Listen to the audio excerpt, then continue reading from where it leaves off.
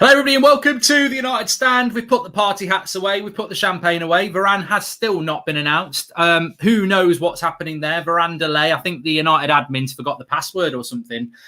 Something's not quite, well, it's not quite right. I think it's just typical of United in many ways. Romano has said that the deal was signed last night. It's just about when United want to announce it. I'm going to announce Ricky and Adam. Evening, lads. How you doing? Good, everyone. Good. We've obviously, as I was sort of talking just there about, we've obviously announced Paul Ince. You can check that video earlier on. He's not presenting shows or anything like that. I think people think Paul Ince is now presenting shows. He's just going to be on the show once a week, giving his perspective. So you can check that out on the homepage. But look, I want to talk tonight a little bit about the new season. Of course, Solskjaer's had his comments at lunchtime, and I definitely want to get what Adam and Ricky's interpretation of is that. Obviously, AMAD on leaving. I think that's big news on a day that if we weren't expecting Varane to be announced, I think the AMAD leaving thing just generate quite a lot of conversation as well. And also a little bit about Pogba, Garner, Martial, and a couple of other things, and the midfield option, of course. But we'll start off with Varane because I think people are probably quite not concerned, a little bit confused. Did his medical yesterday morning, the second part, signed the documents yesterday night, was expected to be announced yesterday night or this morning, and it's now Thursday night, and we've not been announced. I suppose the interesting thing on this, Adam, is that we did agree a fee with Real Madrid 2.5 weeks ago. It was Tuesday night, 2 weeks ago. Lukaku has been announced before him. Obviously, Messi's gone to PSG. I mean, I don't understand the COVID rules, but even with the COVID and the visa, is this now getting a little bit silly? And can you think as to why United haven't announced this yet? Because we're all scratching about. I said it. I tweeted it out actually. I think it was this week. I said only United can make 2 transfers last this long. It seems like Sancho and Varane were announced so long ago, but we're all still waiting. And they've made it look like we've signed them both this week in a weird way. And there's only United who can do this. I don't, like you said then, Matt, I honestly have not got a clue how they do it, why they do it, or what they're actually doing behind the scenes. I think the most important thing is as long as the paperwork's in, this is all just the video and sending out this big reel of announcing Varane right now that we're all waiting for. I think everything is done, signed, sealed and delivered, like you said. So I'm not really concerned there.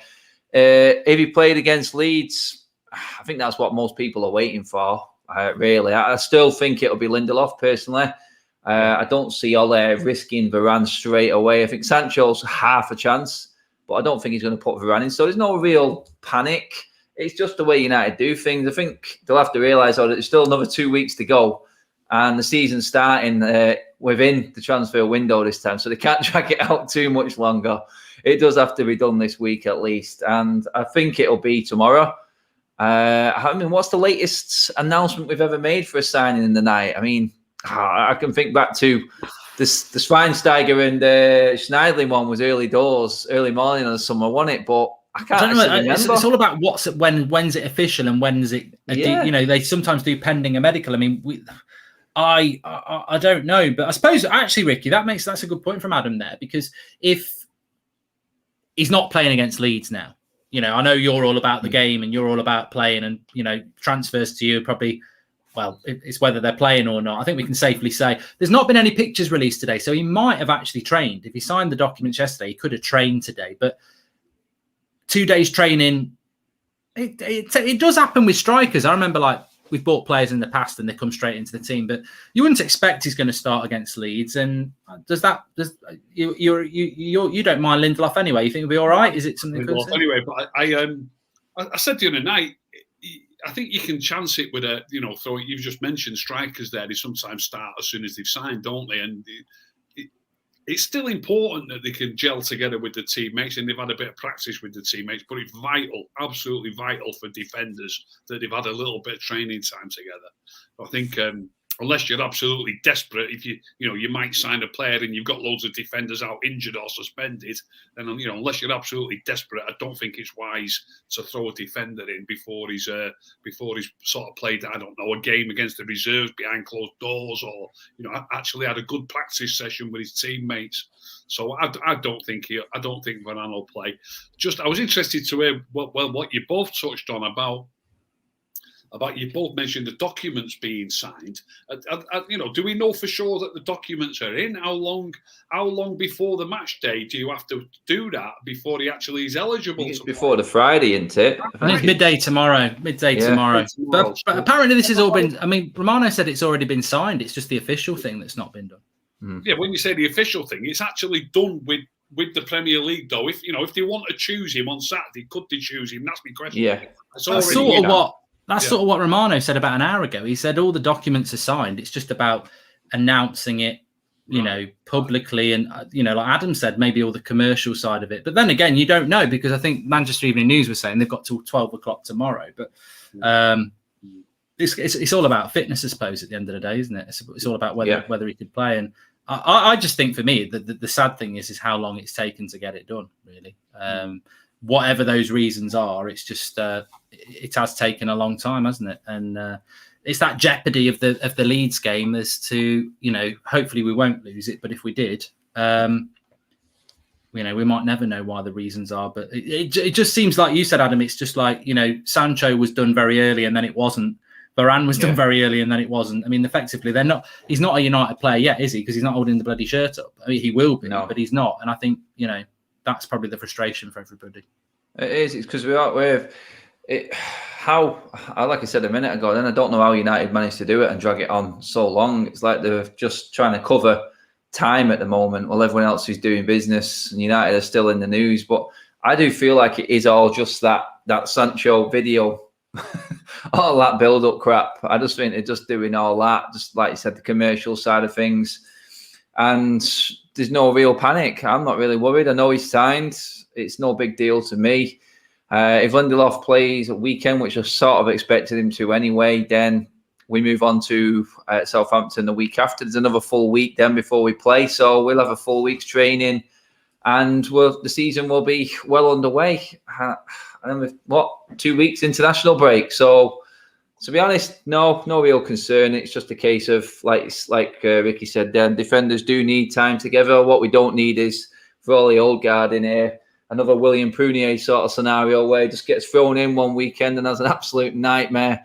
I never forget that day. So, it's the partnerships need time to work on. It's important for him to work with the goalkeepers, the fullbacks, get a flow, build a sort of rapport with the defenders around them. And that's hopefully what they're going to do with these sort of breaks in between games for the first few games now. I think we've got more than enough to win the first 3 games. So I still do fully expect us to win them. But as for Varane, I think, no panic. Just let him train, let him get his fitness and his sharpness, get him to know the other lads, and away we go then. No panic. Yeah, they could put him on the pitch as Gary Turner for the game. That might be what they do, but I'm sure he'll be on the pitch anyway. But talk about another player, because we just don't know. Varane will be announced at some point. That's the news. I mean, it could be 9 o'clock, could be 10 o'clock. 11 o'clock rock. Who knows? You just don't know. But one player that I did really want to get your opinions on it, and I know you quite like him, Ricky, AMAD, leaving Manchester United is the story. Obviously, leaving doesn't mean of course, we're not going to bloody sell him. We only bought him a year ago. But it did. It was put out there today. I think it was Samuel Lucas in the Manchester Evening News that Manchester United are looking to loan AMAD. I suppose it's not a massive surprise that we're looking to do that. But then again, played very well against Wolves as a false 9, has shown bits, and also we spent £35 million on him. Is that the right decision for you to be loaning AMAD out? It's a real tricky one, because we've got that many players for the forward positions. If it's up to the manager to decide if he's going to get game time, if he's going to be an important part of his squad. If he has decided that, I mean, let's name a few. If he's decided he's going to use, you've got your obvious ones. You've got your Marshall, your Cavani, obviously Sancho, Rashford when he's fit again. For me, Dan James. It's a bit like saying Dan James and Juan Mata are ahead of him. By the way, you know what I mean. Yeah. So we've got plenty of players for that position. Alanga as well. I like Alanga. So at the end of the day, if you're going to count them all and try and use them all, for me, it's too many. And it would be advisable to let somebody go out on loan. Now, I'm not saying, for example, that would be my choice to let Elanga go, to let AMAD go on loan. I like him. But I do think he has got to get somebody out of there. I didn't mention Greenwood there either, by the way. We've got about 8 players there for the front line. Do you know what I mean? So I do think he's got to let somebody go out on loan, but maybe AMAD wouldn't have been my choice. Just before I go to Adam, one thing I need to throw at you is because I have been keeping my eye on social media, and the big thing when that came out was, how the hell are we keeping AMAD over Dan James? You don't need to answer that, but if it was a choice between Dan James and AMAD, I presume you'd rather keep Dan James anyway. You're asking me that, yeah? Yeah. Well, I like Dan James, obviously, and he's also a direct winger. He can play both flanks, and I've seen a lot more of Dan James. AMAD's younger. What I've seen of him, I like him, but I've not seen quite enough of him yet. Look, he's obviously potential. He obviously could become a great player, but I've spoke about this when I've spoken about Mason, for example. I want us to have a team good enough this season to challenge for the title, and I don't think we're going to be quite strong enough if Mason's playing every week. And I would say the same about AMAD. Now, I'm not saying we will be with Dan James, but certainly you've got to take it game by game. For this weekend's game, if you were saying to me, and what I've seen of AMAD, I like him, don't get me wrong. I've got to choose between AMAD and Dan James to try and win this game on Saturday. And let's take it game by game. I'd pick Dan James in front of him. And maybe Ollie's thinking that. I might not be on my own. It's interesting because I think, what are your thoughts on AMAD leaving, Adam? Because for me, I just think AMAD's about what United's about. I think Dan James, I agree with Ricky. I do mock Dan James, but I do agree with Ricky. He does do a job. He's probably the most disciplined wide player we've got, to be fair, because I don't think Rashford, Greenwood do track back as much as Dan James does. But you said it on Sunday night, actually, we're Manchester United. Do you want a winger who's just doing that, or do you want a winger who's a bit special? I think AMAD's something a bit special. So for me, it would be, look, if we're loaning him to Brighton and he's playing every week, I've got no problem. If we're loaning him back to Atalanta, why have we bought him for 35 million? That's my issue. Yeah, it's like that. I mean, you can look at it a few ways. You could look at him saying, well, he cost double what Dan James did. Why are we sending AMAD out on loan? If you look at it financially, we've not brought Lingard into the equation yet either. He's another player who's in the way. We've not dealt with him yet in terms of where he's going this summer. So in terms of the 8 or 9 forwards, you're in double figures for forwards.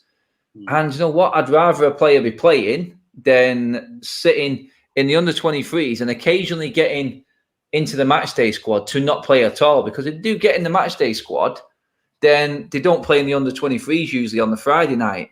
And if he keeps getting in the matchday squad, yeah, it's good. They've got young players in the matchday squad, but they're not playing. They're stagnating and they're not getting the match experience that they need. I'm for the loan system.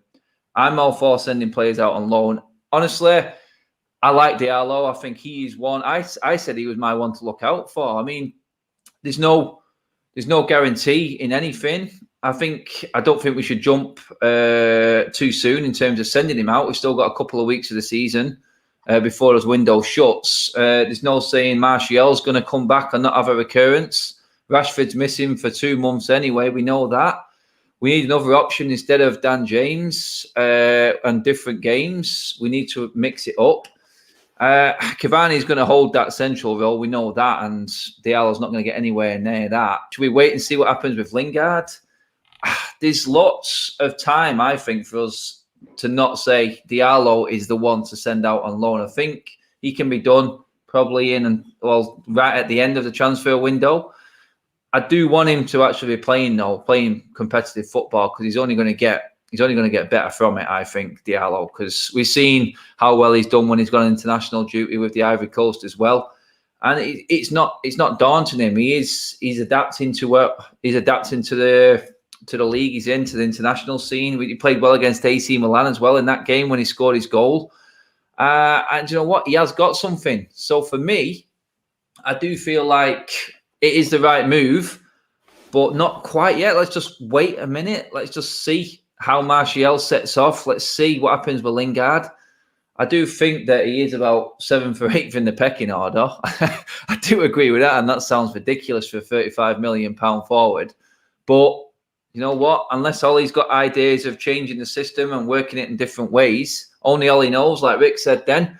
And if he isn't in his plans, we all said on Sunday we want Ollie to figure out the way he wants to play. And if he's not in all his immediate plans, then he has to make a decision. And if it is loan, then it's loan. And hopefully it's decent loan. Let's just send him somewhere where we know he's going to get game time and be playing a very similar sort of style to what we are. This is where the sort of director of football should come in to things at Manchester United and help out. Instead of sending players willy-nilly on loan to pointless clubs, actually do a bit of research and find out how they play, what systems, make it good for him to go to.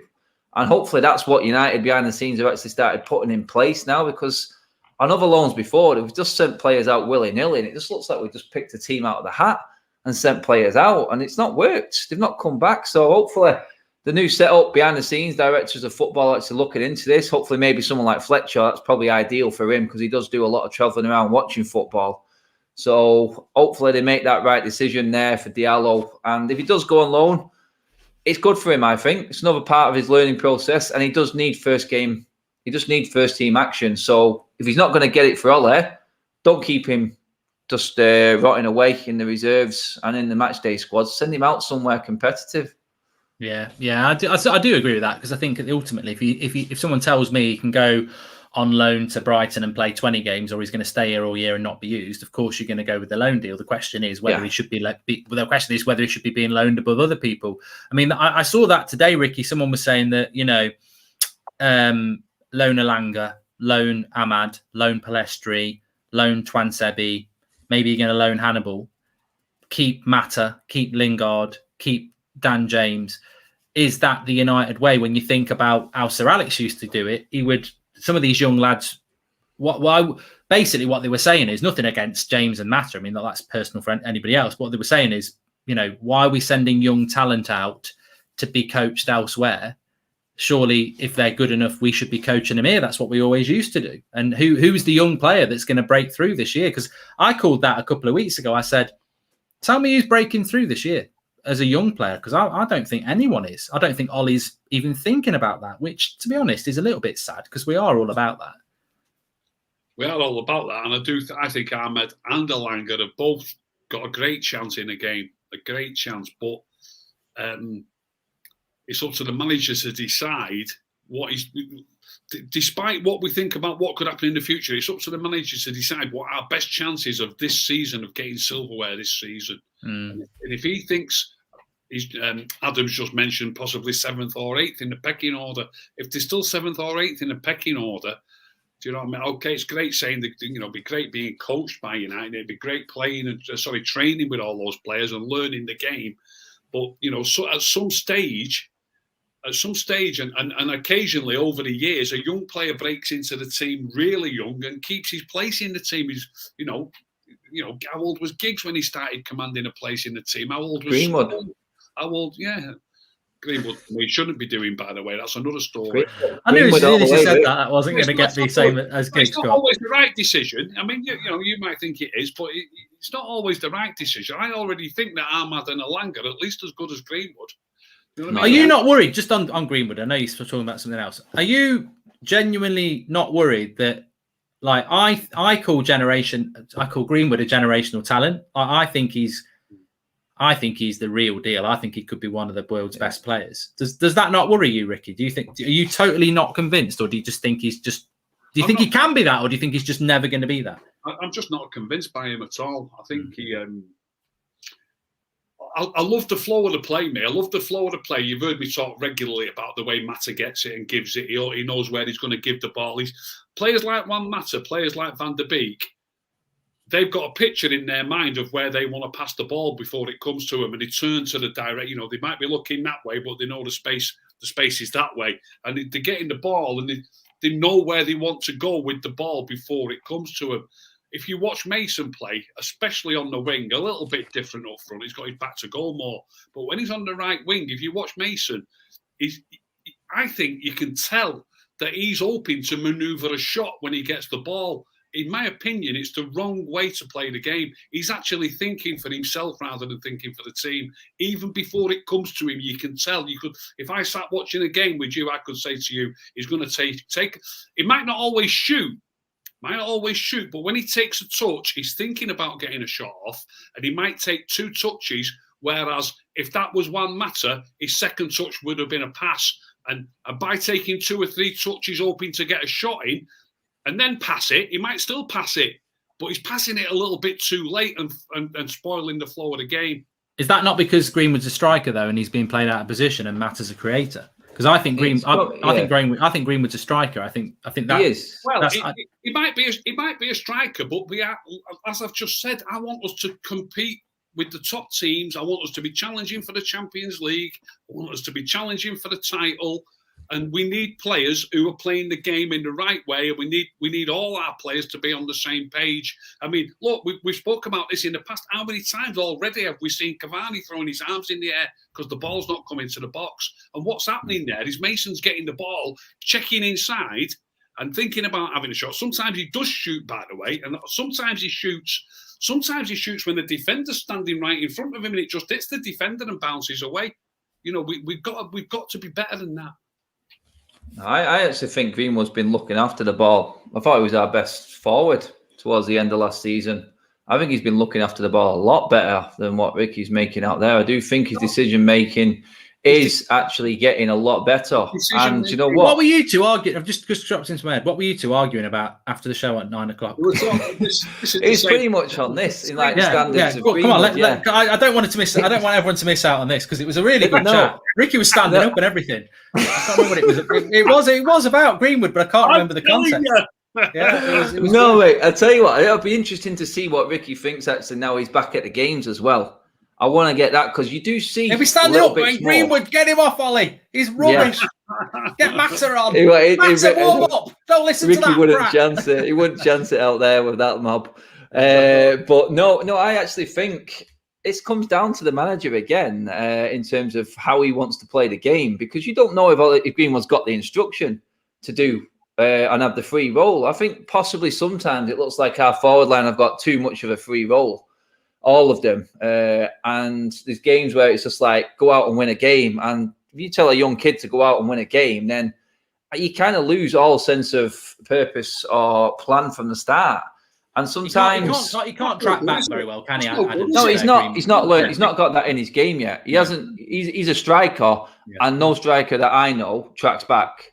And that's why I think he is a striker, because he doesn't track back as much. He does.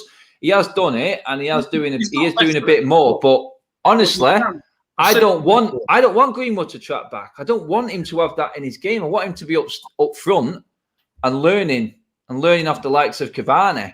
That's what I want him to be doing, because I don't think it suits him out wide. I really don't think it suits him out wide. I mean, you can tell when a player is out of position, and he has made the best of it for what he can to his abilities. But like Ricky said then, fair enough. He does have some moments where you're like, yeah, he could have done something different there. But your natural instinct, early doors as well, when you're younger and you're playing out of position, isn't going to help you. Isn't going to help you out there. I don't think Greenwood belongs out wide. And this is where people are going to start judging him now. It's like Ricky's seen a side of his game that doesn't suit that position. But we haven't seen enough of Greenwood in a forward position.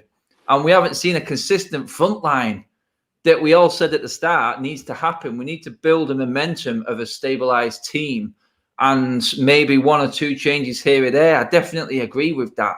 And we haven't had that. I don't think these forwards have ever had that. The only one player who I know is definitely going to be there this season is under Ollie, is Bruno. That front three could be anything this season. I think it should be settled. And you know what? If Greenwood has to wait his turn and play up front, I'd probably have Sancho on the wing instead, because I know Sancho is more adapted to that, and Greenwood can sit it out. But I think Greenwood will be good enough to come into that into the middle role and actually be a normal forward. That's where I want to see Greenwood. I can see he's making the most of what he's got, and I can see the critique in it as well. But I do believe that there is a top player in Mason Greenwood, and I can see it in certain things that he does, and his finishing. I've seen finishes. I've not seen any finishing like it with both feet from a forward player. I'm not as comfortable like that with both feet. And that Spurs goal rings in my mind when he got it off Pogba and sent the defender for an hot dog and just buried it and finished the game off. That's the centre forward I want to see. That's the Greenwood I want to see in that position there.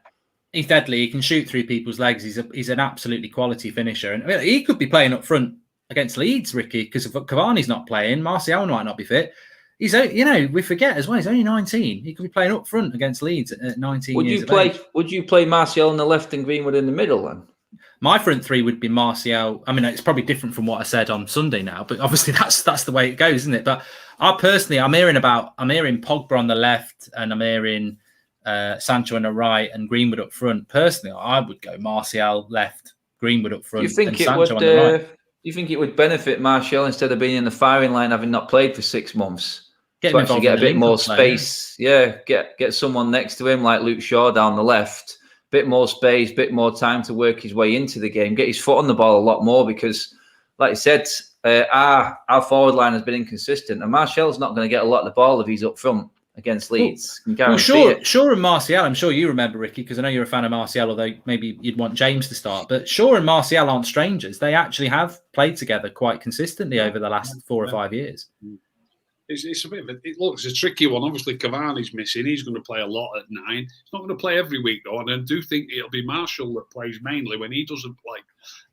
But he's not there this weekend, so it don't matter. So you could either go Sancho, Greenwood and Martial, but you could also go Sancho, Martial and Dan James on the left wing, couldn't you? Yeah. And I think I'd go Sancho.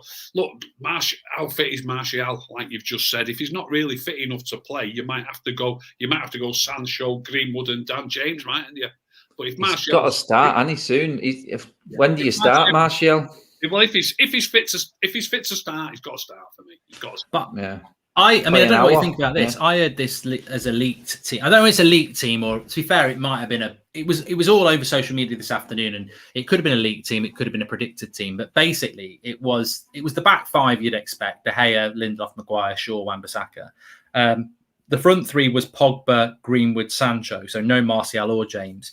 And then the midfield 3 was Bruno, Matic and McTominay. And I was like, McTominay's the last one I would pick, because he actually didn't hardly play last week. I personally think it should be Matic and Donny, because they look the best and the fittest. And then if it's not them, you've got to play Fred or Pogba. But McTominay, for me, he came on and played at centre-back. He's had no pre-season. I'd be stunned if we started him. I looked into that, actually, when McTominay was the only one out of our midfielders who came on and didn't play in his natural position. So I don't know if you can look into that, because Fred and Pogba both came on and played central. Obviously, Matic and Donny played central, but he couldn't actually find a spot for McTominay, and he had to shoehorn him in at centre-back. So you could look into that and say, is McTominay the one who will miss out? Because he has this love affair with Fred that we know about, where he's trying to turn Fred into this player, which I don't think he is. And I just think he is going to sacrifice a lot, Ole, in trying to make Fred something. I really do. I think he's had enough time and enough chances. There's a player for Fred and a position for him, but I don't think it's in a United team, honestly. I really don't. But I think Ollie's going to persist with him, and he'll have good games. But I still don't know what Fred is and what he does and where he's best, because he can't take a ball on the edge of the box. He can't set off an attack for me consistently. He hasn't always got control of the ball. McTominay's not much better at that. I do think McTominay's got more of a game in terms of going forward than Fred, though. And it should really be in a position now saying that these are the players that we're trying to make better. Like I said last week, we're Man United, surely there's got to be a better option there. And it's about time we actually changed it up, because Matic and Donny, for me, I think are more than capable of running that midfield. And like I said, we will control the ball from the back. With the likes of Maguire and Varane and Matic and Donny, then I can see triangles working a lot better and a lot easier. And the synchronization, I think, and transition will be a lot smoother, in my opinion. Whereas with Fred and McTominay, I like the guys, but how many chances do you give them before you actually say, you know what, we might have got this wrong? They're not going to be the players that we thought they were going to be, and they're not going to lead us to winning titles and Champions League again. It's interesting. Just a little bit of breaking news for everybody, because the show is called The Varane Delay. There is just a story which fits in with what we were talking about 20 minutes ago. Very likely that Varane did train with the first team today, because he completed the documentation yesterday and he did the medical. We're just waiting for the official announcement. There is something filtering around on social media that Varane did indeed meet his teammates this morning and train, and that tomorrow morning will now be the announcement ahead of Solskjaer's press conference. And today is about selling the kit, the third kit. I don't know. I mean, yeah, we can't announce him Thursday because we're selling the third kit. I mean, it's not like Woodward's out there down the markets like Del Boy selling the bloody kit, is he? I'm sure we could have put Varane in it. Yeah, but yeah, apparently he did train today, which is a positive. I mean, I don't see him starting against Leeds, but we'll see. One thing I did want to bring in: Ollie aren't capable of managing. Oh, we'll just put that up on the team for people to read. But look, Roy Keane has been talking about the season ahead. Happy with the transfers. Actually, why just focus on Roy Keane? We had Paul Ince on today. You can check his video out. But he played in the midfield, and he said he said a lot of things. Very interesting video to watch. But he did say, Ricky asked him about the midfield, and he said, "Look, I felt that United needed to buy a top class. I was happy with Sancho, top class centre back. They've done that with Varane, a midfielder." And a striker, and that's what he said. I don't agree with him about the striker, but whatever. And what he did say is that, look, I played in the midfield, and he was not me personally, Paul Ince. He said I played in the midfield. Sir Alex always used to say that's where the game is won and lost. You win the midfield battle, you win the game. You lose the midfield battle, you lose the game. We're back talking what Adam's talking about there about McTominay. It could be a very long season. I mean, what my point of the question was, I'm sure you're not going to disagree with me about the importance of the midfield, but I just wonder, if Matic pulls his hamstring on Saturday, I'm like, is that season over for us? Because what are we going to do in that midfield position, Ricky? He's loving it. He's loving it now. Look, he's like, man, finally. Matic is getting the love. I mean, will it be Van der Beek? You've just said that that the rumoured team has got McTominay and Matic in it. I don't think McTominay, I'm not going to say that he's a world beater. I don't think he's quite as bad or quite as ordinary as most people say. I don't think he's too bad, McTominay. He's certainly got size and strength about his game. He can win a lot of headers, which is dead. People don't even... McTominay wins headers in the middle of the field that Fred wouldn't even be competing before. He'd be turning round and running back towards his own goal. It's handy having a bit of size in there, I think. And obviously he knows where the goal is in comparison anyway, McTominay. He gets a few goals. Funnily enough, playing Leeds this weekend, both his goals against Leeds last season were cracking goals. Really good goals, you know what I mean? So McTominay's not as bad as people say. So if we're going to go with Van der Beek and Matic, I've got no problem with McTominay being back up. And I also think if we pick the team right and we get the forwards right, I think we'll have fingers. We don't have enough games, like City do, where they put the game to bed, where they're 3-0 up after an hour and stuff like that. Even 2-0 up after an hour. If we're 2-0 up after an hour and McTominay's on the bench, take Matic off and put McTominay on. You know what I mean? So, McTominay might be a good cover, and also it gives people a rest. And then obviously, in the League Cup ties, etc., McTominay and Fred could both play, perhaps. You know what I mean? It was interesting, Adam, because I did say to Incy, I said, you played in the midfield. You went to Liverpool, boo, and he explained that. But I said, you played in that midfield. I thought you were a brilliant player when you played at United, but you played with Mike Phelan. And he described Phelan as a bit of a bench player, but ultimately a bit of a midfielder as well. We all know Michael Carrick was a midfielder. And I did say to him, does it not surprise you that everyone's talking about a midfielder, from ex-players to pundits to fans? We've got two players who played under Sir Alex Ferguson in the midfield, and Solskjaer played in the attack, and yet they seem to be happy with what they've got. And, he went through everybody. He said, he was very... against Fred, to be fair. He said, look, for that money, I'd expect a lot more from Fred. He quite liked McTominay. He said McTominay was a worker, which I think everybody agrees with. Yeah. Pogba, he said, for me, Pogba can't do it in that role. And Van der Beek, he said, who knows? What do we buy him for? So, everybody just seems to look at that area now. And yet, what do you think is it about Ollie that just thinks, no, I'm all right? Yeah, you know what, mate? It's not just ex-United players who are saying this. We came second last year, got to a final. We've bought Sancho and Varane, two brilliant players. Yet we are fourth favourites. We're behind Liverpool. We're behind Chelsea, and we finished above these teams. And we've improved our squad in that way. And we're still 4 favourites in the bookies. Every pundit says exactly the same thing, mate. It's the midfield. That's where United will lose it. And it's clear to everyone that it's not clear to me. cannot. It's not clear to me. Well, it is if you're going to play Fred and McTominay every week. We're not creating enough chances. I mean, I agree with the McTominay Fred thing, but we have got other options. We're now thinking of playing Van der Beek there. We're thinking Matic might play a bit That more. is where. You know what I mean? So we just said it there. If you're looking to control the games, Ricky, you yourself said it many a times. You like to control them. You like possession. You like that. That's not what we're going to have with McTominay and Fred. They give it away too much. They're not good enough to keep the ball. The move starts there. The transition is what is key. You look at all the best teams, they've got that player. They've got that centre-back and that holding midfielder who can start and transition the play. We haven't got that. That basically is your engine to your whole system. So you can put a system in place, but if you haven't got that pivot right in the middle, it doesn't matter who's playing up there. And then you start forcing the game. You start forcing balls. And you'll pick up on this as well, Rick, because you don't like this either. You don't like them Hollywood passes and these passes that don't need to be played. I don't think we are ever going to change or move away from that as long as Fred and McTominay keep coming into this team. Possibly one with another player. I think you may just have enough there, but it has to be an outstanding player. Like we said, I don't see any issue in starting Matic every game. If we can get a game won, like you said, 60 minutes, Matic can come off and McTominay can come on. There's easy ways to change it up. But for me, I don't know why Ollie thinks that this is okay. Maybe it's because he's got 5 central midfielders on his books and he cannot change it. Because you think about it, you've got Pogba, Van der Beek, Matic, McTominay, Fred. You know what I mean? There's too many midfielders there already. And if he can't offload them, he's being forced to actually have to use them.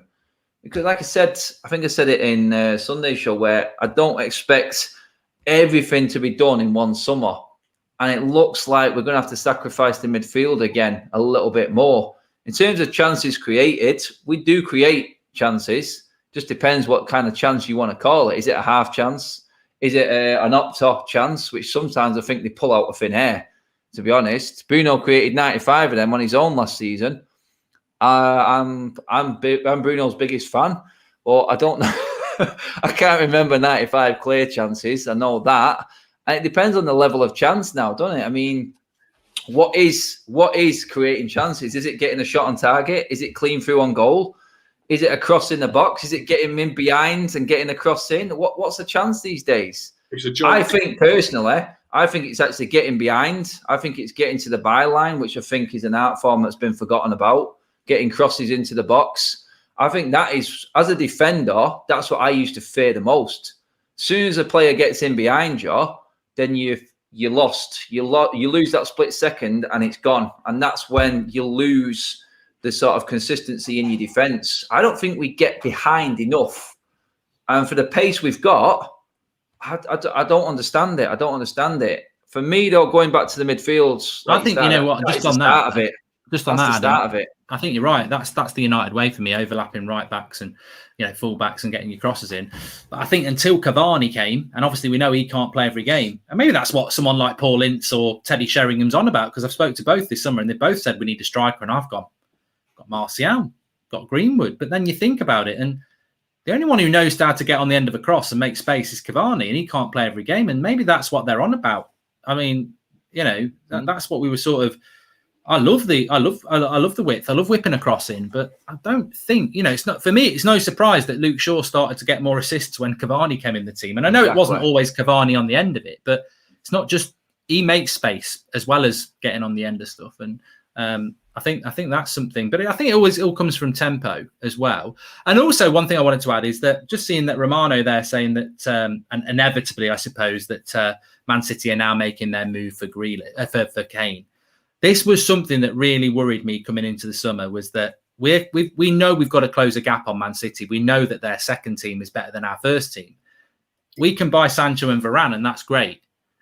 But if they're buying Grealish and Kane, at best, we're only equaling their window. So we're back on, well, they've got the better team already. You're meant to close the gap. You're meant to do business that closes the gap on your rival, not I mean, look, people would say Grealish and Kane is a better signing than Varane and Sancho. I'd argue back, but there's a debate there. But what Pep's done is he's got two teams and he's gone and bought a world-class striker and a world-class attacking midfielder, which he probably does need, but it's icing on the cake. He's already baked. United buy a really good centre back, we buy a really good right winger, but we leave the midfield. Like it's only no wonder we're fourth favourites for winning the league. Yeah, I mean, on that note there, I mean, I do feel like Grealish is going to take some time, personally. Yeah. I think the level he's played at and the amount of touches he gets in the public eye, I don't think he'll be able to play this. Adam seems to be losing connection. I think they are just. I think. Am I back? Am I? Yeah, you're back now. Yeah. So, yeah, I think you've been attacked by the City servers there. That's it. I mean, I think Kane is the sort of player that I think Pep would love to work with, and we all know he's not the exact sort of perfect centre forward sort of manager. He likes that false nine style, but Kane can drop in as well, which I think rolls right into the Pep Guardiola mould. I'm not as much concerned about Grealish as I am Harry Kane. For me, if they bought Kane, then that is a feather in the cap. I'll be honest. Grealish, I mean, they've got Mahrez, they've got Sterling, they've got Foden. Some would argue that them could get in ahead of Grealish. Grealish reminds me a bit of Sebastian Varane. Remember when we bought him? I was like, oh, what a signing that is. But we already had Scholes and Keane and Beckham. And it's like, what a great signing. But it's a bit like that with Grealish, isn't it? They've already got Mahrez and Foden and Sterling and Silva. I mean, they'll probably get rid of one. But yeah. We're talking about McTominay and Fred. And, you start to see the problem, don't you? I like the lads. I like McTominay and Fred. But this is the problem. We do tend to beat City though when McTominay and Fred are playing. We can beat anyone that day. We can beat, but it's consistency, isn't it, that wins the title? It's beating the smaller teams that's the hard bit. Yeah, actually taking teams to the cleaners, and we need to do that by getting more slick passing in the front areas of the field. I think. I'll tell you what was interesting, Ricky. Don't know whether you saw it. Roy Keane. He said today that he thought the transfers were good. He thinks United will buy another player, but one of the big problems they've got is the goalkeepers. He doesn't rate Henderson or De Gea. Don't know what your thoughts were on that. It's up to Keane, isn't it? Whatever he thinks. If he says they're no He's good, got a problem with goalkeepers, though. I'll give you a bit more context here, Ricky. Right, so let's give Ricky this one because. So he's been constantly saying that De Gea is not good enough. He's now decided Henderson's not good enough. It was his 50th birthday this week, and Gary Neville was asking him some quick fire questions. And he said, "Name the best goalkeeper you've ever played with."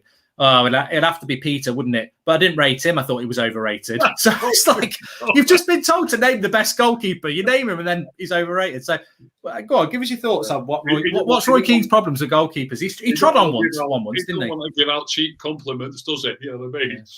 I mean, obviously, Schmeichel was fantastic, wasn't he? Absolutely fantastic. So I don't know what Keano's on about. No, I think no.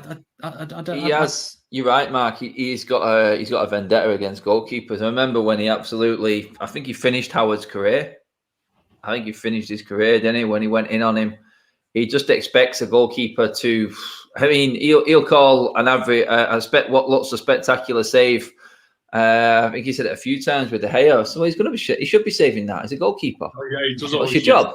Yeah. It's his job, isn't it? He should save that. It's right at him. What are you talking about? It's a goalkeeper. Do your job. It's only like us making a tackle and making a pass. That's the goalkeeper's job. It's easy for them. I just don't think he sees past his position and it having a real importance in the team. But I take anything Keane says about goalkeepers with a pinch of salt. I really do. He did make me laugh because he was asked about who's the best, Ronaldo or Messi, and he was just straight in. Ronaldo, like, what are you talking about? It's Ronaldo. Like, yeah, he has got, but this is the thing. Great players don't necessarily make great opinions, but he does make me laugh with the goalkeeping situation.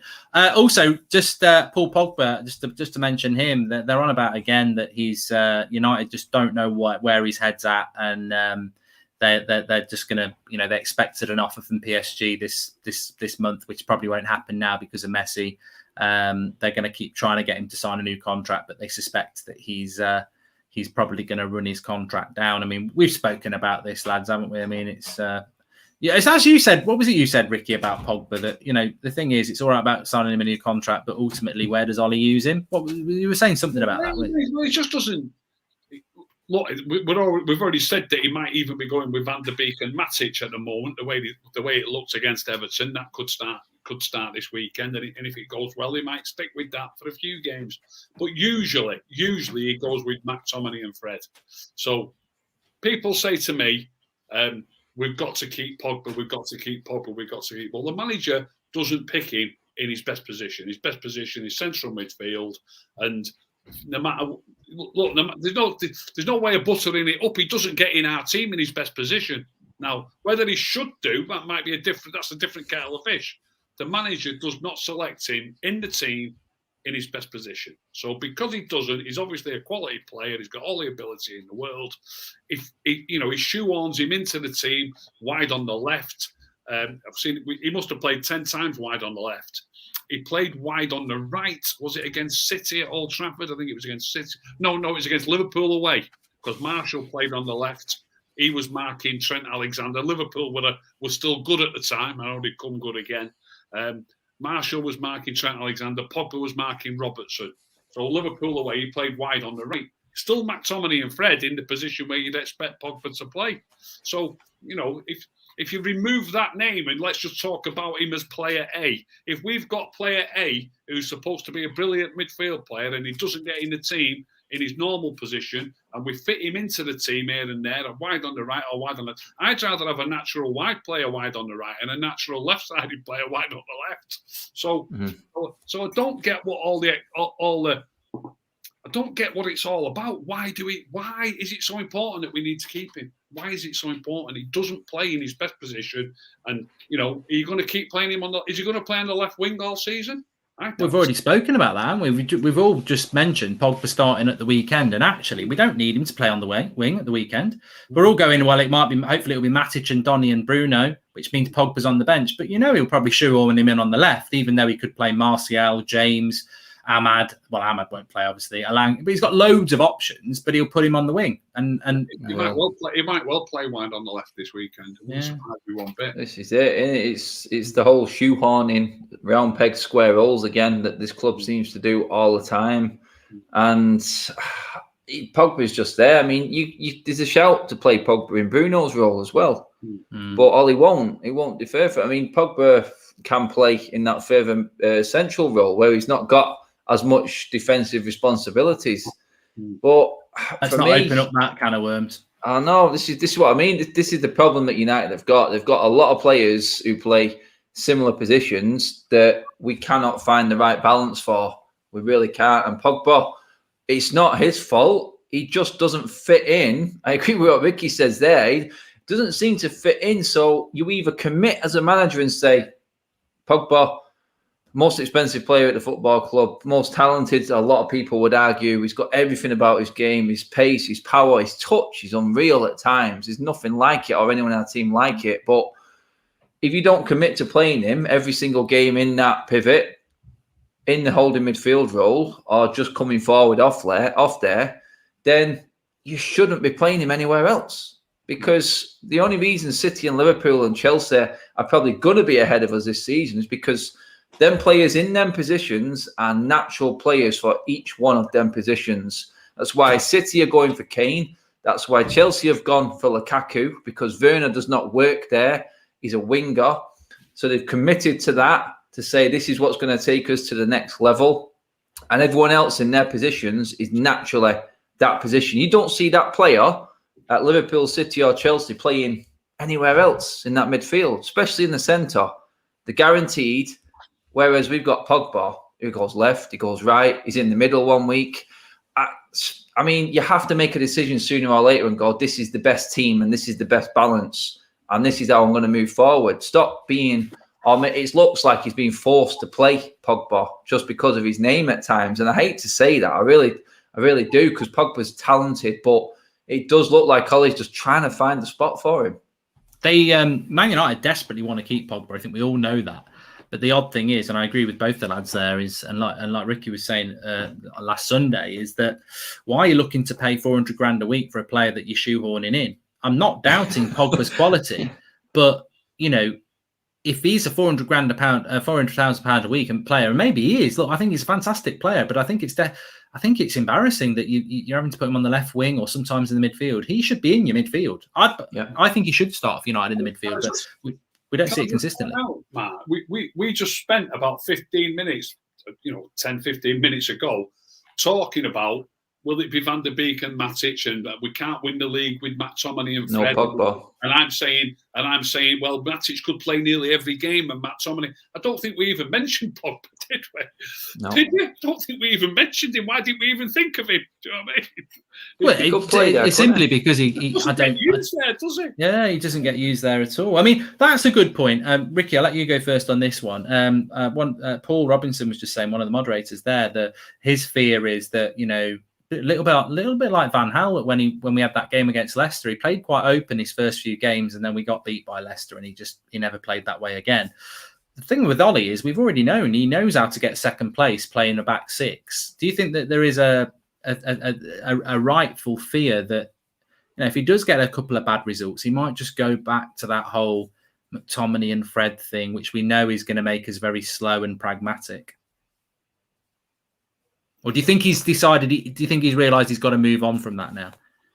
I don't know. It's like Groundhog Day to me. We've had a period before. I don't know how long ago now. I was banging on about Matic needs to be in the team 18 months, 2 years, maybe even 3 years ago. It seems like a long time ago. And then he came in, and everybody was saying, "Oh, he's playing well now." And then he lost his place to Fred, and now it's looking like, well, we don't know yet, do we? It's looking like he might start again, and people are again saying now, Mark, I don't know. I don't know what's going to happen. If it goes well, he shouldn't really change it. But I wouldn't put it past Ollie, because for me, the last time, that's what I'm saying, it's like Groundhog Day. You must remember the show ages ago when I was saying, Matic has played some, I can't remember now exactly, but he's played something like 8 of the last 11 games, and we've won 6 of them and drawn 2 of them, and we've only let 3 goals in, something like that. And then suddenly he was left out, and it was Fred all the time. I just don't get it. It's happened before. It's probably going to happen again.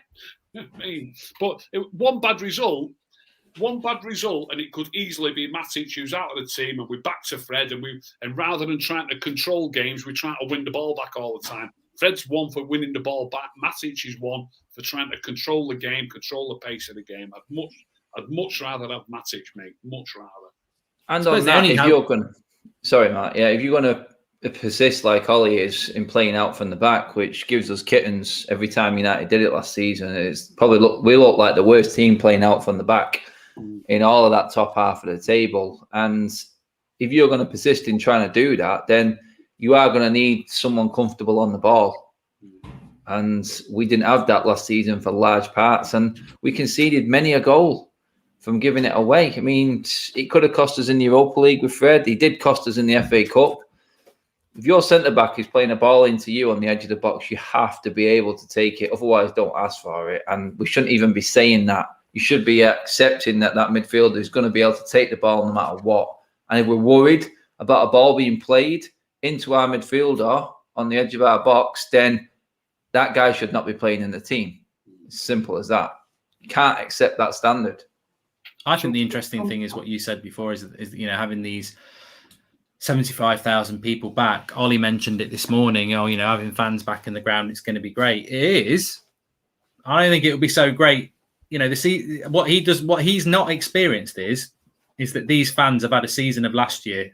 There was a lot of good points, but there was a few things that we know as being people who are on social media or doing these things. We know there was things last year that pissed off a lot of fans, and they'll still be there in people's minds if they resurface very quickly. Oh, yeah. I don't think he's realised them comments early on in the start of the season. And he was saying the Stretford end would have sucked that ball in. That was the same Stretford end calling for Ed Woodward's head. And when things weren't going right, there was a lot more nasty stuff coming out there. That's the same Stretford end that was slugging Paul Pogba off that time at Cardiff when he was walking off the pitch. It's not all wine and roses. You know what I mean? If it is stagnant and it does start going the wrong way, then the fans will turn again straight away. No matter how long they've been back, it will be a good feeling being back. But halfway through a season, when you've seen the same old thing and same old players making mistakes, they're going to have to be prepared that they're not going to get away with it this season. The fans will be there and the fans will be on their back. There's no two ways. There were fans moaning in the friendlies against Brentford and Everton that I was sat around, and those were day trippers. They're always bloody moaning every time I go. And I'm like, what are you moaning about? A bloody moan. That's why I love it. You know, these fans who think everyone sits there clapping with a smile on their face. I mean, I've never been to a match like that. I never have. You know, never have. Just a couple of bits. Apparently, Varane's going to be announced tomorrow. Now that's from Romano. He said it won't be tonight; it'll be tomorrow. So yeah, there you go. And maybe Ollie's asked for that. You know, maybe Ollie wants an easy ride in the press conference. Maybe he just wants it all to be asking him about Varane and with a big smile on his face. I don't know. And another one, here we go, Ricky. It goes back to AMAD again. It comes from Talk of the Devils podcast, which I think is The Athletic. So it's probably, it is Laurie Whitwell, actually. Athletic. Loans have been discussed for Shola Shoretire, but he's the kind of player United would like to keep. How? Yeah. Well, correct me if I'm wrong. He's an attacking midfielder when we've seen him, who sometimes plays off the wing. I mean, we've just had this chat about AMAD. What, it's confusing. Again, as much as I say I like what I've seen of AMAD, I still want to see a bit more. He looks like a quality player to me.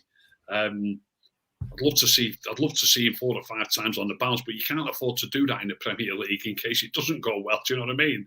I'd love to see 4 or 5 games of AMAD, but Shoretire, I'm not as excited. I'm not slagging the kid off. I've hardly seen him at all, but I'm not as excited about him as I am about AMAD. I do like him from what I saw in the youth setup, and he is literally only 17 years of age. So maybe they're going to just keep him for the under 23s. But again, I don't know what your thoughts are, Adam. I do like Shoretire, but I don't think he's even ready for senior games. I mean, if anything, he should be going on loan to maybe a League 2 side, or just keep him in the under 23s. And maybe that is the plan, to be honest with you. Although, another one, just to bring in, so you can talk about Shola, James Garner, there was a story today that he doesn't want to sign his new contract, and United won't loan him until he does. I mean, I'd be very surprised if he doesn't sign a new contract. Yeah, he will sign it. I think he's got an agent there in his ear as well, I think, for that one. But going back to that there, you just mentioned it there, Shoretire, Elanga, Garner. I mean, you've got Hannibal. I mean, I like all these players. Like Ricky said then, I do. I like the look of all these players. But let's be honest, we just talked about it then, fans being back in the ground. Ole, now, having spent so much money and needing results, are these players ever going to be risked by Ole? Because he can't afford to risk them this season. Because like if Rick says, then if it goes wrong, then he's coming down on him big time. Then he's not going to be able to get away with anything this season. For me, I don't think we're going to see any of them because I don't think he can risk it. I really don't think. Ollie's not in a position now. It's like the signings that came in. They were the signings we needed. And I'm hoping that the fact we haven't bought anyone else is because the names being mentioned or chances of signing that certain player are them players are potential players for United. Ollie doesn't need potential players right now. We've got enough of them in our squad. Ollie needs first team players that's going to change everything, that's going to go right into that first team and enhance our first team. He hasn't got time to bring some potential through. And that's where I think the youngsters are going to suffer this season. So I'm all for the loan system for a lot of these young players because I know for a fact, and you can come back to it later on in the season, that we ain't going to see a lot of these players. We're really not, because Ollie needs a trophy. He needs to challenge for the title. And these young players, is he really going to risk them for that, for the sake of his own job? And how much pressure he's under this season after what money he's spent? I mean, if you've got all these big contract players, and if they do sign new contracts, can he really afford then to leave them out? He's got a lot of work to do before the season starts, and that's in 2 days for me. And the youngsters, I'll stick to it. I don't think we're going to see many of them this season. Maybe early doors if we get a decent Carabao Cup or FA Cup draw against a sort of lower league team. But all he needs is a trophy, and I think we're going to see strong lineups through all the competitions this season. And like we just said then, before we even get to the youngsters, there's about 7 or 8 reserve players, or players you could say, who were going to get in ahead of them, and they need to play. Otherwise, what's the point in them being there on these stupid money? And then all the economics come into it and it gets messed up. So, yeah, I don't see it, honestly. Well, look, we've had a good show. Both you lads are going to be at the game on Saturday, and we look forward to your reactions. And have you changed your opinion? Well, I don't know. I don't know whether you give us your score predictions for the thoughts for the game against Leeds on. You look a bit like Bielsa, actually, Ricky. Do you admire Bielsa? Yeah, I think he's got. Well, Leeds. He's done well with him. He's doing a really good job there. I think they play some good football. Yeah. I don't think it's going to be an easy game for us by any stretch. I think it was like we said before, it was a freak result. The 6-2 game. It just so happened that 2 great chances came to Matt Tominey in the first 4 minutes, and that changed the game completely. I hate predicting the scores of games. It's such a difficult job. I do think we're capable of beating them, but it's down to who he picks, Mark, in that front four. For me, it's down to who he picks. If he gets it right, we'll win, and if he doesn't, we won't. Put it that way. I did exactly the same. I picked the team I picked, and I said we'll win that. If he goes with the team I think he might go with, I think we might lose it. I mean, what's your thoughts, Adam? Vicky just done a full United transfer there. He went completely round the houses, up the stairs, down them, and still didn't get to an actual result. I'll predict that we'll win 2-1. That's what I'll predict. Go on. There's a prediction. Yeah, that'll do. We got one out of him. I went with 2-0 to United. I think it will be a sort of nutritious sort of game. I don't think it's going to be the swashbuckling 6-2. I don't think it's going to be very, very fast for starters. First game of the season. I think there's an element of finding feet. I do think that United have got enough to win the game, and I do think that defence on United is probably the most settled I've seen it, and in form I've seen it individually for the players as well. Because let's not forget, as I don't really like Lindelof, but he had a very good Euros. Maguire had a great Euros. Shaw had a great Euros. And you know what? Wan-Bissaka has just started to play well in the last couple of friendlies. So I can see a clean sheet for United in this game. I really do. I think we're solid at the moment. And if Matic and Donny play, 2-0 United. Yeah, I agree with that. And I think, hopefully, De Gea's in goal. Hopefully has a good game. They're calling him Realsa now. Ricky, Bielsa, Realsa. There you go. Somebody did what do you call it? A mock-up picture where you put somebody's head on somebody else's body. I'll send it to you, Mark. We'll take a look at that. Well, look, lads, I've really enjoyed it. I know you're going to do more on a Thursday night for us anyway. So it's been good to get you on tonight. Of course, we were talking about it before.